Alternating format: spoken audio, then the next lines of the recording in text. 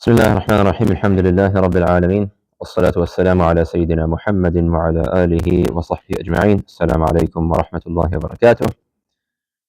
So last week we discussed several incidents leading up to the Muslims basically marching up to the mountain of Uhud, preparing to face against the army of Quraysh. We mentioned, of course, the whole how the army of Quraysh even how it first came to be, right, and how they began marching, making their way, and how the Prophet ﷺ began making his preparation and splitting up the different roles in the army and putting the different leaders.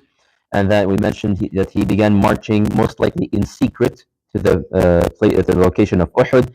We mentioned several blessings of the mountain of Uhud, right, and the significance of choosing Uhud as the location of the battle. We mentioned primarily that it is protected from three sides, essentially, right? So hopefully you guys did your homework and you looked up the mountain of Uhud, at least from a bird's eye view. You would have seen that the northern side is completely protected, surrounded by very large mountains. The right side and the left side as well, so that only leaves the southern side of the battlefield exposed. And you would have seen that basically around 100 or 200 meters from the mountain of Uhud, you would see that small hill, which we're going to start talking about today, inshallah, which would later be known as the mountain of Ar-Rumah, Jabal Ar-Rumah, the mountain of the archers. Okay, so the point here is the Muslims were the ones who chose their position. They chose the position for the battlefield, and of course, the Prophet ﷺ devised a very intelligent tactic that would be to the advantage of the Muslims. Despite the overwhelming numbers of the enemy, he put the terrain that's around him to his own advantage, such that the Muslims can make the most out of the battlefield. Okay, and so basically, he ensured that he would be protected from three sides, and they would be only focusing on one side only, whereas the other side, which is an exposed side, that would be protected, and we're going to talk about that in a second. And even the Muslim camp itself, and this is probably going to talk about that in the future lectures, even the Muslim camp itself, even though it was right next to the mountain itself, they were not completely blocked off by the mountain. There was actually a path that one could take from the camp up in the mountain itself. And we're going to revisit this point, inshallah, later in the battlefield. So now, but the point here is we are now sitting on a Saturday, the morning of the 15th of Shawwal in the third year of the Hijrah. And by the way, some books, they mention the 7th day of Shawwal, third year. So both dates are mentioned there. So Allahu Alam, which one is the real one. But the point here is it's on a Saturday, and it's in the early month of Shawwal in the third year of the Hijrah. So now, one of the most essential, the crucial strategy that determined, win versus loss for the Muslims, that the Prophet ﷺ devised, was to station 50 archers. He stationed 50 archers on a small hill, Jabal al-Rumah. Well, it was not called Jabal al-Rumah at this point. It was called the Mountain of Rumah after the Battle of Uhud, because the archers were stationed on this mountain. Back then, the books don't really mention a name for this hill, you can say. So it's just a small hill, maybe 150, 200 meters away from the mountain of Uhud. And he chose, out of these 50 archers, he chose their leader as Abdullah ibn Jubair ibn al-Nu'man al-Ansari. Abdullah ibn Jubair, to be the leader of these archers. And this incident is, by the way, mentioned in literally every single book of Seerah. It is mentioned in many authentic hadith as well, found in Sahih Bukhari, found in Muslim and others, where the Prophet ﷺ commanded the archers a very clear commandment. What was this commandment? He said to Abdullah ibn Jubair, and by this he gave the command to all of the archers. He said, "Indahi al-khayla anna bin nabl."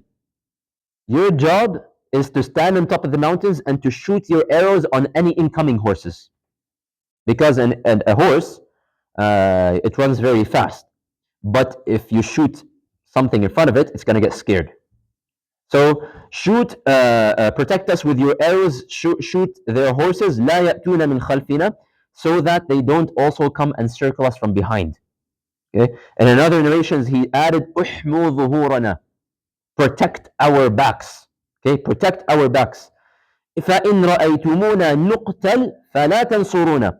If you are standing up on this mountain and you see us getting killed, do not come and help us. Meaning you're in a distance. You're up in the mountain. You see a lot in the battlefield. Even if you are seeing us getting killed and slaughtered, do not leave this mountain. Don't come and help us. وَإِنْ رَأَيْتُمُونَا قَدْ غَنِمْنَا فَلَا تُشْرِكُونَ. And even if you see us, so he gave him the scenario of the defeat. If you're seeing us being defeated, don't leave the mountain. But even if you see us being victorious, and you see us collecting the spoils of war from the battlefield, collecting the loot from the battlefield, don't come and join us. Stay on that mountain. In the version of Al-Bukhari, he says, إِن رَأَيْتُمُونَ تَخَطَّفُنَا الطَّيْرُ فَلَا تَبْرَحُوا مِن مَكَانِكُمْ هَذَا حَتَّى أُرْسِلَ إِلَيْكُمْ. So in the version of Al-Bukhari, interestingly, he uses an even more graphic description. If you were to even see the birds eating the flesh of our dead corpses, don't come down until you hear the command for you to come down. You're not allowed to come down this mountain for any reasons. وَإِنْ رَأَيْتُمُونَا هَزَمْنَا الْقَوْمِ وَأَوْطَأْنَاهُمْ فَلَا تَبْرَحُوا. Same thing. If you saw us defeat the enemy, stay where you are until I give you the command to come down. So this was very, very, very clear. Very crystal clear command to the Sahaba who were up on this mountain. And this shows us the reason why the Rasul is using very graphic description. If the birds are eating the flesh of our dead corpses, is to highlight that there is a weakness in the strategy. That despite all of the planning and the devising and the last minute planning of the Muslims, and even though it was a very intelligent plan, they only did what they could. And there was a significant weakness in the arrangement of this battlefield. So that weakness would only be exposed, or rather this weakness would be covered by these archers. That was their job, to cover for that weakness, so that the rest of the Muslims can fight what's in front of them without any worrying from what can come from behind us. So as long as you guys do your job, then the rest of the army, 700 minus 50, 650 of them, will be able to fight. No worries that someone will come from behind them. But if these guys don't do their job, then you can see the disaster that can potentially happen, especially that the enemy has horses as well. So not only are they protecting from an ambush from behind, they're protecting from an attack from horses as well. So now they're fighting man to man on the battlefield, foot soldiers. Tamam? So now it is the morning of the battle, and so just like any other battle, in fact every single army out there in the world, they have some tactics or certain people, or in fact today they have certain departments. Their whole purpose is to motivate the army and to get them pumped up, and just how to motivate their own soldiers. And so the Rasul sallallahu alaihi wasallam, he himself took upon himself that role, that he wants to motivate the Muslim army against the enemy. So one of the things that he did, and this is narrated by Ibn Ishaq, is that he took out his own sword.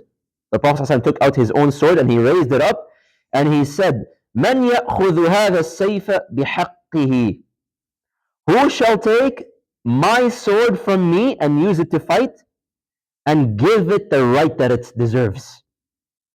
And so, like, what better motivation do the Muslims want? Like, this is now a sword from the hand of the Rasul ﷺ. So it's not a normal sword, it's a blessed sword. And so you can imagine the Sahaba, they start, no, me, I want to take it, and they start one over. And a lot of Sahaba stood up, including Az-Zubair ibn al-Awwam, including Umar ibn al-Khattab, including Ali ibn Abi Talib, including other people as well. And a man amongst out of these men, a man by the name of Abu Dujana, stood up. And Abu Dujana is his kunya, his real name is Sammak ibn Kharsha. Sammak ibn Kharsha. He is one of the men of the Ansar. He stood up and he said, وَمَا حَقُّهُ يَا رَسُولَ اللَّهِ. That, okay, all these people are standing to take this word. What does it mean to give it the right that it deserves? What do you mean by that? And so the Rasul ﷺ explained, and he says, أَن تَضْرِبَ بِهِ الْعَدُوُ حَتَّى يَنْحَنِي. That you continue to fight with a sword basically until the sword becomes unusable, until you either it either breaks or becomes unusable, to use it to its maximum. So Abu Dujana says, I shall take the sword. And the sword, out of all these men, it was handed over to Abu Dujana. Now, Abu Dujana, he's not your average fighter. Abu Dujana was known to be a very fearsome warrior on the battlefield. He's a scary guy on the battlefield. And even in the days of Jahiliyyah, pre-Islam, it seems that he had established a reputation for himself. That basically he's a machine, for lack of better words. He's literally a fighting machine. And he even had a special amana for himself. He had a special turban that he would wear on his head, that became known by the people as the turban of death. You see that put on his head, it's game over. Khalas. And it was even red in color, and with the same color as the blood. And he would wear it at very extreme times in the battle. And basically, if you see Abu Dujana wearing this kind of amama, it literally means that he's going to be fighting at 100%. He's literally going to be either he kills or he gets killed. He's not messing around. And so Abu Dujana puts on his red turban and he began walking towards the enemy. Now the armies are seeing each other. They're both making their preparations before the actual battle. So Abu Dujana walks into a distance where the Quraysh could see him, and he begins walking in a very proud manner. Like he's boasting. He's in an arrogant manner. Like he's like pumping the chest, the sword, like raising his head. That kind of walk in front of the enemy, so that the Quraysh could see him, and his sword was out as well. He was holding the sword. And so the Rasul ﷺ commented on this, and he says, إِنَّهَا لَمَشْيَةٌ يَبْغَضُهَا اللَّهُ. This kind of walk is a walk that Allah despises. Allah does not like a Muslim, obviously, to be walking in a boastful or an arrogant manner, إِلَّا فِي مِثْلِ هَذَا الْمَوْطِنِ, except for this kind of situation, except for this time and place. So in times of war, obviously, when you have one side and you have the enemy, you want to do anything to intimidate the enemy, to scare the enemy. So this walk was being done by Abu Dujana not because he thinks that he's better than other people, rather he wants to strike fear in the hearts of his enemy. So that was his purpose. He wants basically to stress them out before the battle actually begins. Now let's go to the side of the Quraysh for a little bit. We mentioned already that the whole mastermind behind this army was once again none other than Abu Sufyan ibn Harb. So he is the general leader of the army, you can say. And he also had the army split up into different flanks, that they would take different sides of the battlefield. So the right flank was under the leadership of Khalid ibn al-Walid. And Khalid ibn al-Walid, at this point, he was, of course, not a Muslim. He accepted Islam later on. He was an enemy of Islam at this point, but of course he accepted Islam, so we don't say anything about him. We say radiyallahu anh.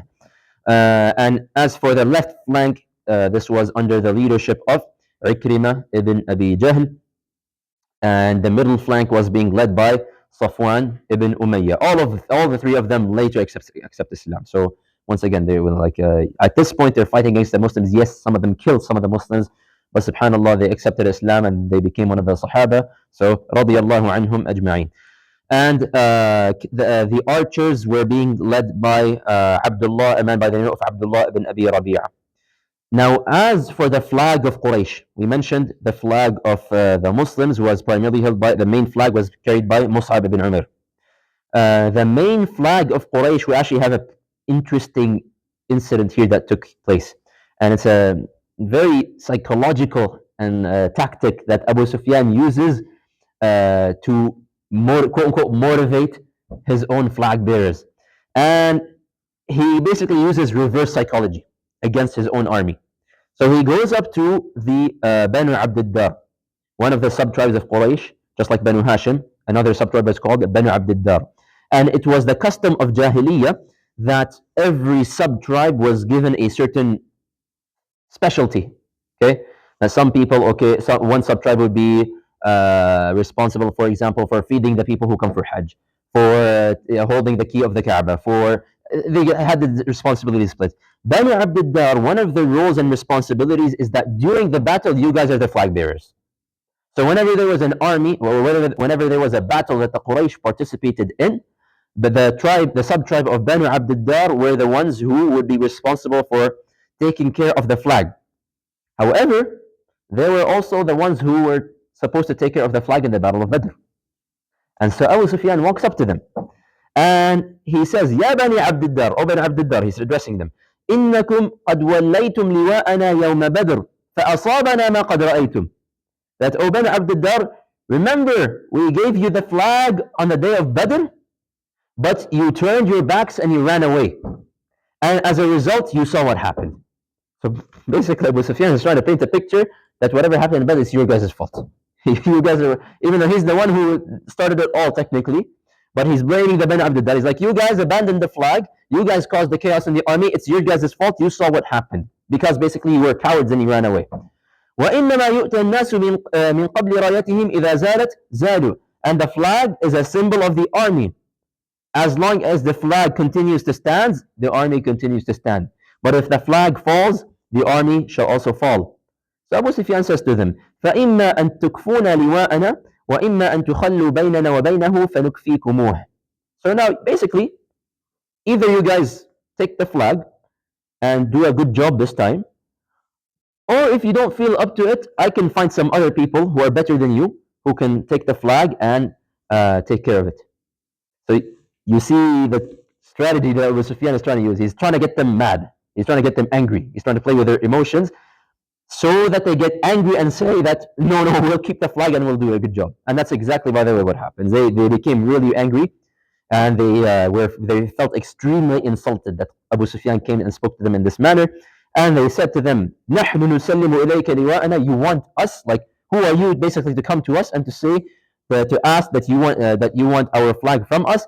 And they said, سَتَعْلَمُ غَدًا إِذَا الْتَقَيْنَا كَيْفَ نَصْنَعُ. And they angrily said that you shall see tomorrow, once we meet our enemy, who shall be the one who flees away from their enemy and who shall actually stay. So Abu Sufyan is obviously satisfied with it. He got what he wanted, right? So he doesn't really care about whether they're angry or not, as long as he makes sure that their flag is kept up. And they were actually honest to their words. The flag continued to stay up throughout the entire battle as long as one of them stayed alive. Now, before the actual battle began, it appears that the Quraysh tried a couple of tactics to try and create a fitna amongst the Muslims before the actual start, to split up the army. And it is mentioned, Ibn Ishaq mentions that Abu Sufyan, he sends a messenger, a man to a representative to the Muslim army, and to speak specifically to the Ansar, to the people of Medina.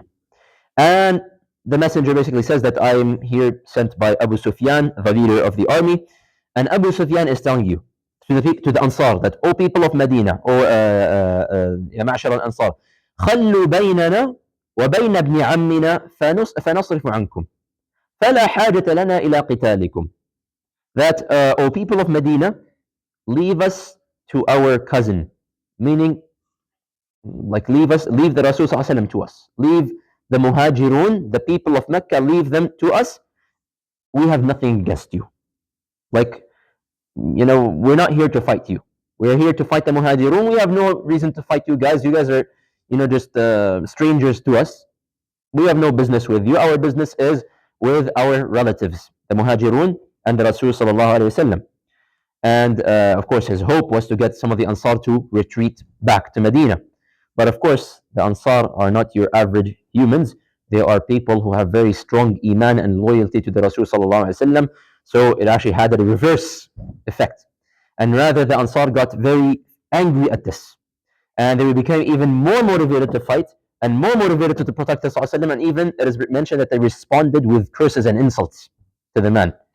And so the messenger was basically like shocked at this kind of treatment, and he returns back to Abu Sufyan completely humiliated. And bear in mind, by the way, at this point in time, and for the bulk of the seerah, in fact, the Muhajirun were the minority in Medina. The majority of the army in the Battle of Uhud were actually the Ansar. and you only maybe have maybe 100 men amongst the Muhajirun, maybe even less than 100 men from amongst the Muhajirun. The remainder of the army was mostly Ansar. Um, and once again, we get to see that in a battlefield, when there's a life or death, these two armies, two enemies facing each other, certain things which are not allowed in normal circumstances, cursing and insulting and using bad language or walking in a proud manner, certain things due to the circumstances that it becomes allowed, it becomes appropriate for that time and for that place. And we even have some narrations, in fact, of some companions using really, really bad and vulgar language in the middle of the battlefield, in the middle of the fight. But again, the whole purpose of this language was to basically cause intimidation to the other side. So it's a harshness that the Muslims were bringing to the battlefield that is only appropriate to the battlefield.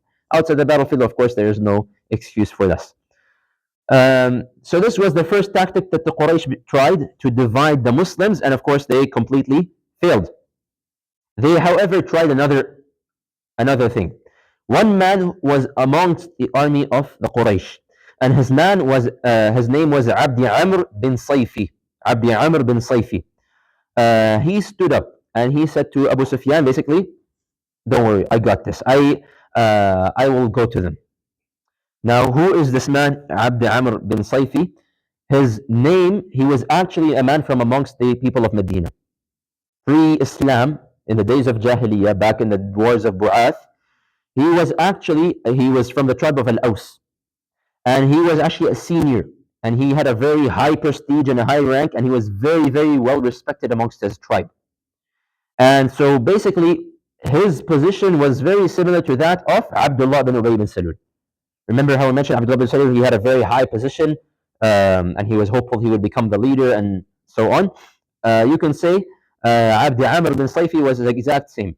And he was actually given a title by the people of Medina due to the respect to him, and they would call him Abu Amir al-Rahib.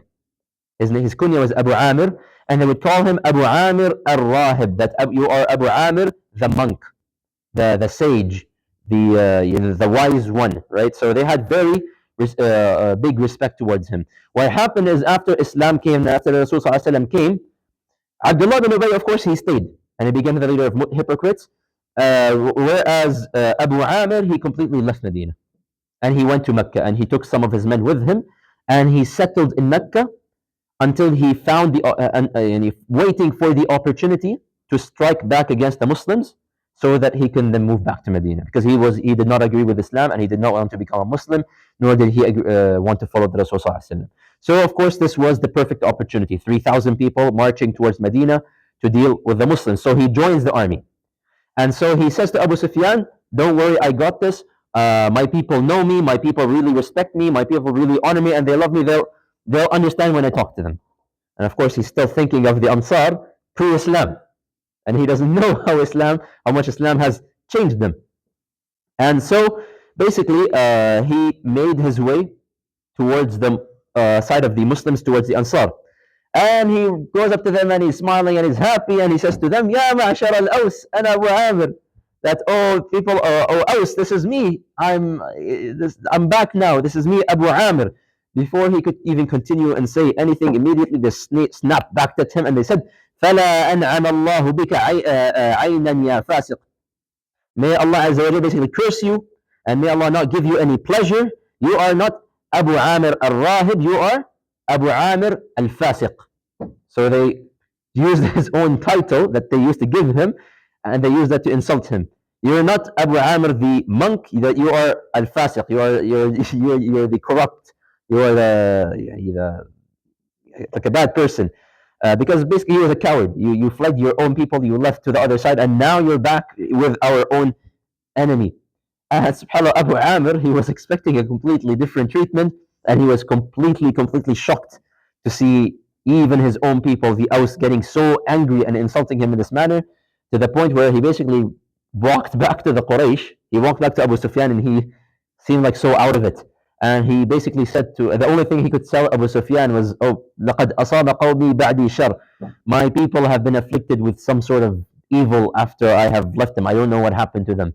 And subhanallah, um, at the end of the day, this is exactly what iman does to a person, right?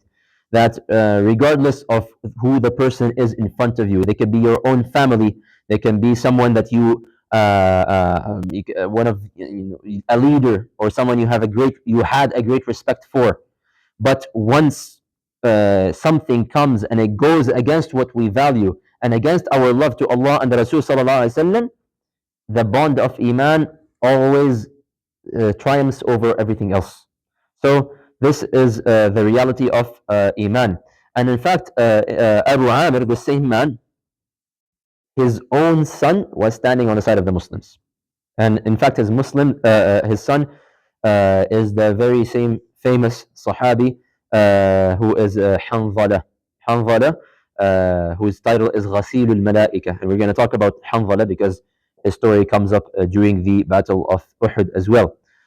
So he is Hanzala ibn Abi Amr. Hanzala ibn Abi Amr. Um, we also mentioned that the Quraysh brought their women with them, or a few of their women with them in the army. So while the armies were getting ready and while the Quraysh was getting prepared for the war, the women began to cheer them on. Like not exactly like the cheer. We're not going to say like okay, they're like the cheerleaders that you would see on like the sports games today, but it's kind of the same concept. They're trying to uh, motivate the army using their own tactics, right? And in fact, the narrations mention what they were saying. Basically they're motivating the men using with the bed. Basically, if you go and win, we will go and spread the bed for you, and we will do this for you. And if you come back as losers, then you're not going to get anything. And they start singing and they start clapping, and even their poetry and their songs are all Ibn Ishaq's and even record some of them. Obviously, I'm not going to say them now, but you get the gist of what they are saying. Now, as with all of the battles that took place, there was also a mubaraza. The mubaraza, which is the pre-battle. Now the armies are ready to fight, and before the actual armies began charging at each other, there was an individual fight that took place. And this time it was only one man versus one man that took place. And it is mentioned that Ibn Ishaq tells us that a man by the name of Talha ibn Abi Talha, Talha ibn Abi Talha, from the side of Quraysh, he's from the tribe of Banu Abdiddar, and he was actually the flag bearer. He was the flag bearer of the Quraysh army, but at this point he was coming to fight for the Mubaraza. So he rode on his camel and he went out to the side of the Muslims and he basically said, "Who is going to fight me?" And he was also a fearsome warrior, so not many people volunteered themselves, but Zubayr ibn al-Awwam, he stood up, radiallahu anh. He stood up and he says, "I shall go." And Talha, of course, we mentioned the side of the Quraysh, they had much more preparation, they had much more gear, better weapons, better armor, and everything. So Talha here is completely geared up, whereas Zubayr probably he probably only had his own weapon or so. And so Zubayr walks up to Talha ibn Abi Talha, but he did not give him a second to breathe. As soon as Zubayr was within fighting distance, Zubayr pounces on Talha, jumps on his camel before Talha could even react, pushes him off the camel, jumps on him, and he slits his throat. And he immediately kills him like in an instant. And so, like it's literally a scene straight out of like a movie. SubhanAllah. And so the Muslims saw this firsthand, and so the Prophet ﷺ was really happy at this, and he did takbir out loud, and the Muslims did takbir out loud. So once again, the victors of the Mubaraza, both in the Battle of Badr and the Battle of Uhud, were the Muslims. Now here is where we run into a little bit of a problem after the Mubaraza, and that is we have gaps. We don't really have a lot of details that were narrated specifically at the start of the battlefield, at the battle. Like once the armies actually began fighting, we don't really have much details about the start of the battles, except for a few incidents here and there that we will mention. All we really know is after Zubair was victorious in his mubaraza, the Muslims began their attack, and we know that the Quraysh were unable to sustain this assault. They weren't able to defend themselves against the attack of the Muslims, despite their overwhelming advantage in numbers, and despite them being much more prepared and having much more gear. And the flag bearers of the Quraysh fell one by one by one. Like starting with Talha bin Abi Talha, he was the first flag bearer. He got killed before the battle even started. So the flag was given to someone else from Banu Abdiddar, and it is mentioned that there were like 9 or 10 of them.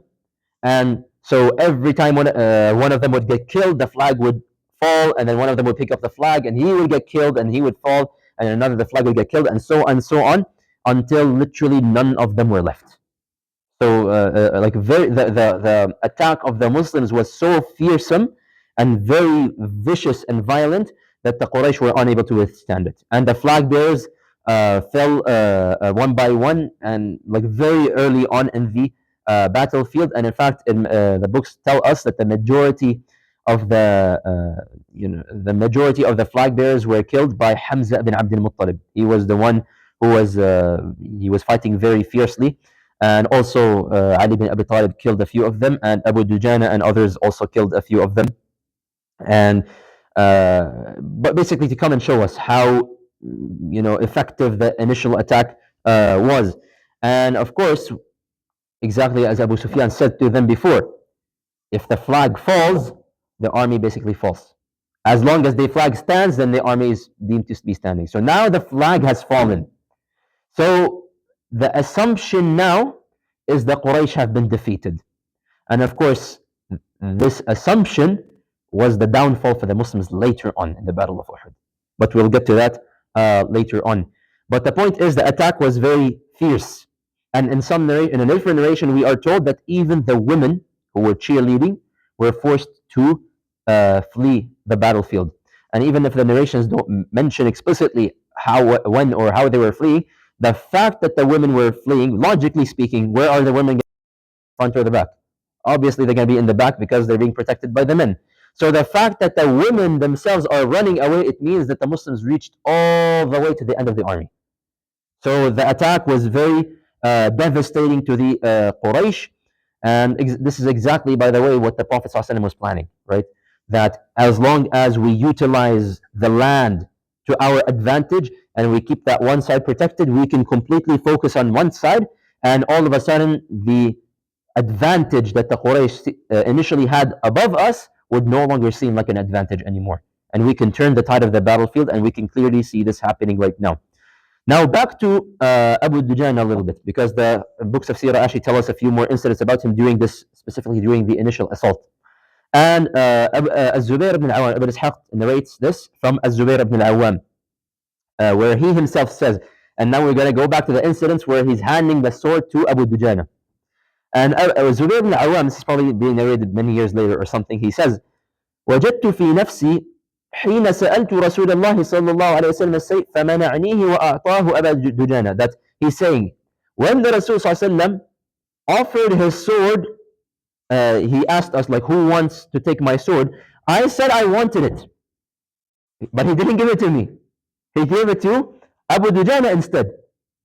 And so Zubayr, he's saying, I felt a little bit irritated, like I felt something in my heart. And he says, like, أنا ابن صفية, أنا ابن صفية, like I am the son of Safiya bin Abdul Muttalib, and Safiya is the aunt of the Rasul, so I'm the cousin. Why did he choose him? ومن قريش, and I am from the Quraysh. Abu Dujana is from the Medina, from the Ansar. وقد قمت إليه فسألته إياه قبله. And he's saying, subhanAllah, it's like little kids complaining, right? Subhanallah. This is the beauty of the Sahaba and their good jealousy towards one another. And he says, I asked for the sword before Abu Dujana did it. Like, how is it fair that he gets it first? فأعطاه إياه وتركني. And despite all of this, the Prophet ﷺ chose to give the sword to Abu Dujana, and he did not give it to me. So he's saying, like, I felt something in my heart, like, who is this guy to take the sword of the Rasul ﷺ and not for me not to be taking it? And so he says to himself, وَاللَّهِ لَأَنظُرَنَّ مَا يَصْنَعُ. That I decided, I swear to Allah, I am going to follow Abu Dujana to see what this man is going to do with the sword. فاتبعته, and I decided to follow him in the battlefield to see what he was going to do, because he's thinking there must be some sort of wisdom, that why out of all of these people there's Umar ibn Khattab right there, Ali ibn Abi Talib right there, and you choose Abu Dujana. And so he says, I saw فأخرج عصابة له حمراء فعصب بها رأسه. And so I saw Abu Dujana, after he took the sword, he took out a red amama and he wrapped it around his head. فقالت الأنصار, and I heard the Ansar saying basically, oh look, Abu Dujana, he took it out. He put on the amama. And of course, Zubair probably does not understand, like, he just put it the amama, what's the big deal? And so he says, I followed him. فجعل لا يلقى أحدا إلا قتله. And so I saw that Abu Dujana would not encounter a single enemy except that he would cut him down. And he would get rid of him with that sword. And he says, وَكَانَ فِي الْمُشْرِكِينَ رَجُلٌ لَا يَدَعُ لَنَا جَرِيحًا إِلَّا ذَفَّفَ عَلَيْهِ. That there was one man, particularly amongst the Quraysh, who was a strong fighter, and he was wreaking havoc amongst the Muslims. And he was a very tough opponent. فَدَعَوْتُ اللَّهَ أَنْ يَجْمَعُ بَيْنَهُمَا. SubhanAllah, where was he and now is he now? So now he raises his hand and he makes dua to Allah that, Ya Allah, let this man meet Abu Dujana in the battlefield. And فالتقيا, and Allah accepted the dua, and Abu Dujana faced that man.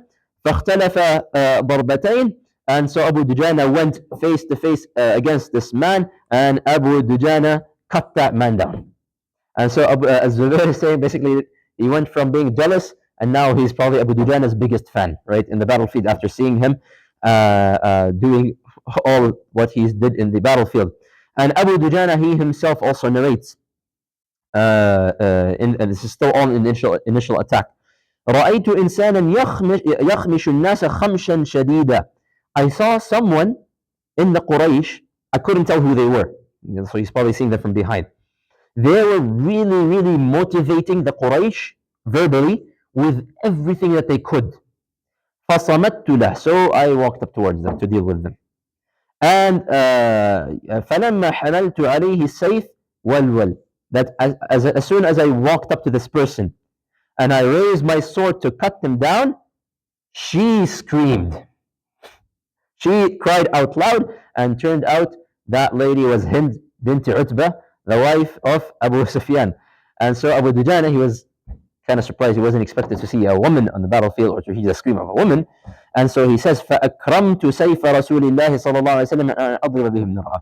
That I did not want to dishonor the sword of the Rasul صلى الله عليه وسلم by striking down a woman in the battlefield. And so he let her go, and she basically just ran away. And basically, Allahu A'lam, but Hind was probably wearing something, a cloak or something to cover her, and so from the battle, from behind, you could not tell, is this a man or is this a woman or whatnot. And subhanallah, this is what you call a warrior, right? Subhanallah, like he against men who are fighters and holding a sword and a real threat, he raises his swords and he cuts them down. But against people who are not a physical threat, then there is no reason to raise your sword towards them and to cause unnecessarily killing of any kind of women or children. This was always the way of the Rasul sallallahu alaihi wasallam, right? And also of those who fought very, very bravely was also Hamza ibn Abdul Muttalib. However, we do know of the tragic story that happened with Hamza ibn Abdul Muttalib, which actually took place at the first half of Uhud. So the death of Hamza ibn Abdul Muttalib took place during the initial, the phase of the battle where the Muslims were actually winning. He was a casualty, and we're going to talk about his story in a lot of details next lecture, inshallah, because it's a long and subhanAllah, it's a sad story, but it's given to us in a lot of detail. Hamza ibn Abdul Muttalib was also of those who did not participate in the Battle of Badr. He was also amongst the people who were, they felt a sense of guilt that they did not participate in Badr. Not because he didn't want to participate. If he had known, he would have participated. But he felt a sense of guilt that I wish I was there, and like if I had known, I would have fought. So he also wanted to, put 200% effort in the battle of Uhud. And in fact, in Ibn Ishaq, if you go after the battle, usually Ibn Ishaq, he mentions who killed who, and you will find Hamza bin Abd al-Muttalib, he killed a lot of the people of Quraysh, along with Ali bin Abi Talib, and along with Abu Dujana. And in al-Bukhari, there is a narration that Al-Bara bin Azib, he also says that when we fought the Quraysh in the Battle of Uhud, they basically turned and they fled until I saw with my own eyes the the legs of the women as they lifted their skirts up to run away. Basically, I could see their khalkhal, their ankle bracelets. I could see them running away. Which basically this is all just evidence that the Muslims made it all the way to the end of the army of the Quraysh, and that the so far the battle looks like an overwhelming victory for the Muslims, and that the Quraysh army is already starting to flee away, and the flag is already down, and it's already complete chaos, and the women are even running away. Uh, so these narrations which I have mentioned so far, this is literally all that we can find in the books of Seerah in terms of the initial attack that took place between the Muslims against the Quraysh, and we don't really know much more any more incidents that took place in between. All of the upcoming narrations, they talk about the counter attack. They talk about what happened amongst the Muslims after they were quote unquote victorious, and then the counter attack, and then how what seemed to be complete victory turned into complete disaster to the Muslims. That is, inshallah, what we will begin talking about in the next week, inshallah. I don't want to jump into it right away. I want to take my time with it, talk through all the incidents and all the stories, and the wisdoms and the benefits and the lessons that we can extract. We will, inshallah, discuss that next week. بإذن. And so with that said, I will pause here and open up the floor for any questions. Anyone has anything they want to ask? No, خلاص. Yes.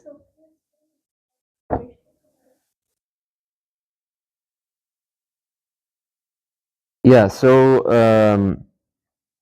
the I don't have anything to do into it right now. So uh, the mountain of Uhud is up north. This is Medina. This is Mecca, Medina. Mountain of Uhud is somewhere in like the northeastern corner. Okay. So the mountain looks like a kind of like a croissant. Okay, so it's covered from three sides. Okay, and so the Muslims chose the base of the mountain to camp. Okay, so you're with me so far. Okay, and so the Quraysh, and then from this mountain here, you have this arc over here, which is the mountain. There is a small hill over here. That's the Archer's Mountain. So there's two sides where the Quraysh can attack: this side or that side. Okay, so the solution to this, let's block off one side, and that's where the archers. That's why the archers were stationed there, right? Is to protect any attacks from that one side. We don't want anyone to come sneak in from that side and circle around the hill and surprise attack us from behind. Make sense so far? With me? Okay. So that was the job of the archers, and so the army of Quraysh, all they did is they came from that one direction. Okay. Now it's logical to think that some of them they tried to come from that direction, but the archers were doing their job. We don't really have any narrations talking about the archers or shooting or what the killing that they were doing, but it's implying that the archers were up there and they were healthy, and that side was defended completely, and there was no sneak attacks that were taking place, and so the Quraysh came from that side. They were probably camped somewhere to the north of Medina, somewhere between the north of Medina and the south of the mountain of Uhud, somewhere there, and they were just fighting in one piece of land. Allahu alam. Yani that's the most logical interpretation of what took place on the Battle of Uhud. So, does that answer the question? Kind of. Uh, any other questions? Once, twice. خلاص. جزاكم الله خيرا. سبحانك اللهم وبحمدك أشهد أن لا إله إلا أنت أستغفرك وأتوب إليك والسلام عليكم ورحمة الله وبركاته and we will see you next week inshallah 8:30